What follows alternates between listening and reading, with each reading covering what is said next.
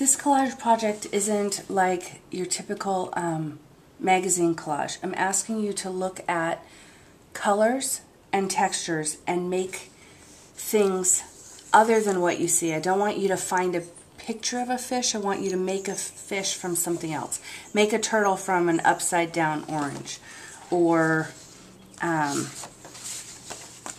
make a jellyfish with twigs for the tentacles, or make a fish out of grass, or make underwater plants out of other plants.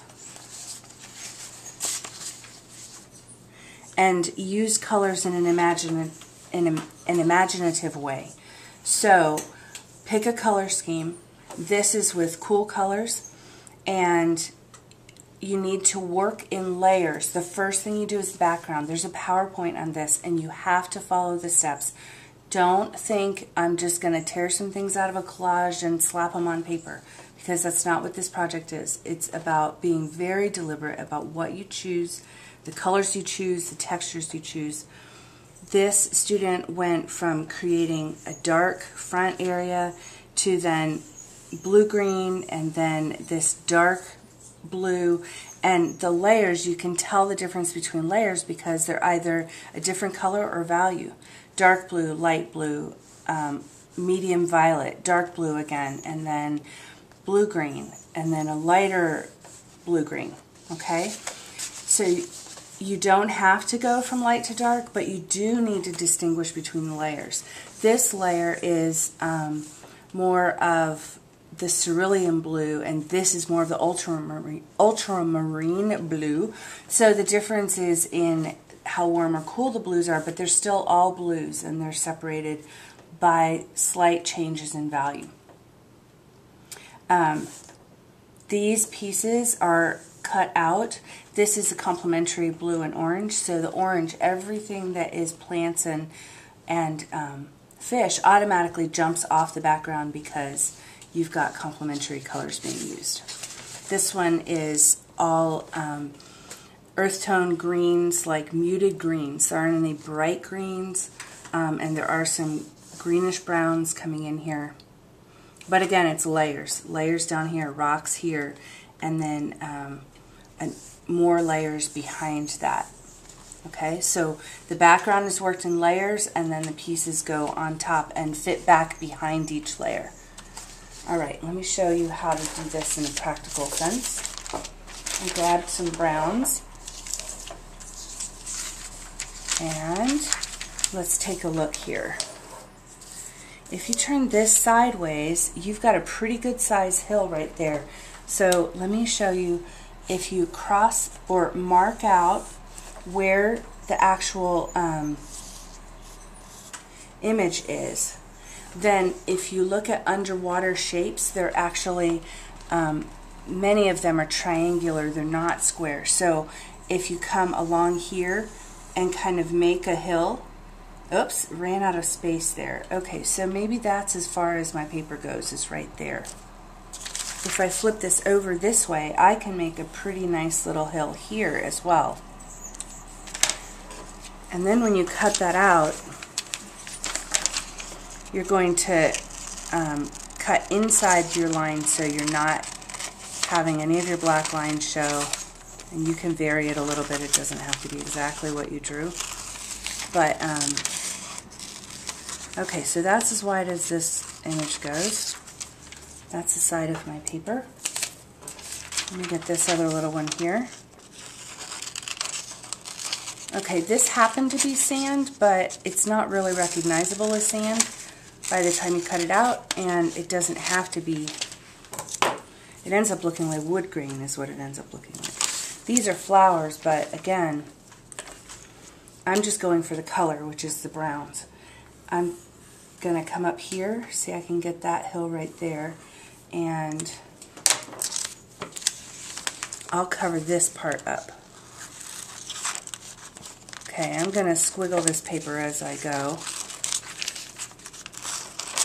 so that I get a little more interest in that hill. You'll notice that some magazine paper is really heavy and nice to cut, and this is like very thin. Okay. This piece is ideal because you've got almost the entire surface. So perhaps what I'm going to do is just build this on here. Let's see which way. If I do this here, look at that. And if I put this over here, maybe I can move this up.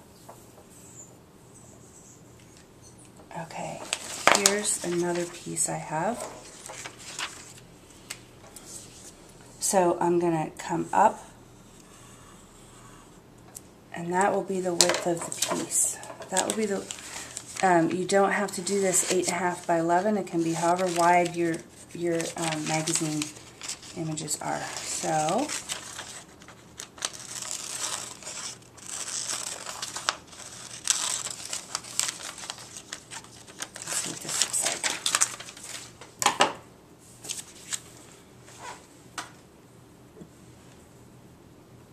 okay, if I pull this in, let's see.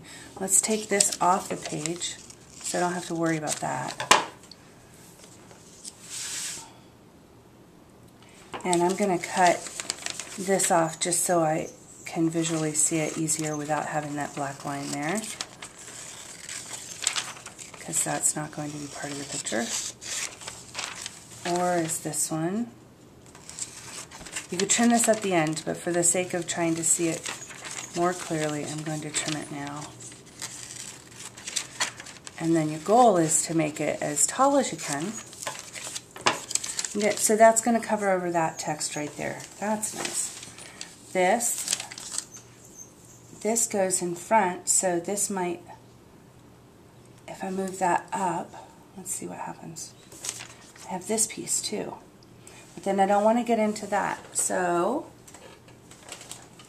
I wonder if sometimes you just have to play around with it and see how tall a piece you can get out of each individual space. What if I go this way and put that there so I don't have to worry about that, and then I build up from the bottom? Let's see, if this piece goes here, that kind of gets cut off there. I wonder if I can move that over to that side. That works. And then if I turn this, go on top. Front pieces go on top. That's one possibility. I also have this little guy, but it's the same as this. So let's see. This is the part where you have to play around, and this is an important step. If you skip this step, then you don't end up with as good a piece as you possibly could have. So don't chintz on this step. Play around with what you've got. Move things as high and as low as you can. Get the most out of what you have. Okay, so I only had one big piece, and that was this one. I can make it bigger by pulling this all the way down until I hit that blue spot, and then I can pull this to cover up the bottom of that. Okay, I'm going to hold that there. Do I want to pull this up or down? I think it's okay right there. And then let's pull this in at the bottom like that.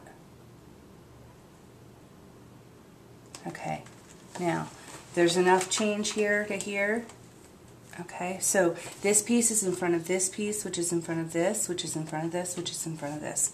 And now if you cut this off right here, that would be your whole background. Remember, it doesn't have to be 8.5 by 11, so that right there, you've got 1, 2, 3, 4, 5 layers in the background. I took it from 1, 2, 3, 4 ads.